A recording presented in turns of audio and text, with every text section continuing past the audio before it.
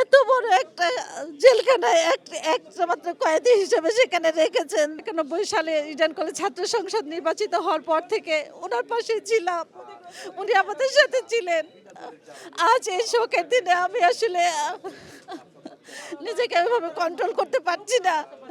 আল্লাহ আমাদের ম্যাডামকে বেহেশত নসিব করুক। উনি আমাদের দলের না, উনি দেশের নেতা, উনি সারা বিশ্বের নেতা। উনি শুধু উনার একজন সন্তানকে রেখে যান, উনি হাজারো সন্তান রেখে গেছেন এই দেশে।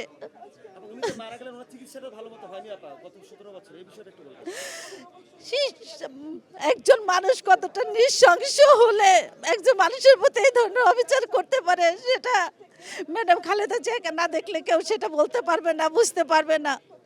যখন ম্যাডামকে চিকিৎসা করার সময় ছিল, বয়স ছিল, সেই সময় শেখ হাসিনা এত বড় একটা কারাগারে তাকে একটা কয়েদি হিসেবে সেই কারাগারে রেখেছেন। যে কথা চিন্তা করলে এখনো শরীরে লোম দাঁড়িয়ে যায় যে ওনাকে কিভাবে এত বড় একটা জেলখানায় একটা মাত্র কয়েদি হিসেবে সেখানে রেখেছেন। তার ফাতেমা একমাত্র তার সঙ্গী, আর কেউ তার সাথে ছিল না। এত বড় একটা কারাগারে সেদিন তার চিকিৎসা হলে হয়তো উনি আর ভালো থাকতেন, সুস্থ হতেন, কিন্তু ওনাকে সেই সুস্থ হতে দেন নেই। এই দেশকে পঙ্গু করে দিয়েছেন। ওনার হাতটা শক্ত, ওনার হাতটা শক্ত না, এই দেশটাকে শক্ত করে দিছে, দেশটাকে নষ্ট করে দিছে। ওনার সুচিকিৎসা পেলে উনি হয়তো আরো ভালো থাকতেন। ধীরে ধীরে তাকে মৃত্যুর দিকে সেই জেলখানাতে বসেই তাকে হয়তো পয়জনিং করে তাকে তিলে তিলে মৃত্যুর দিকে ঠেলে দিছে।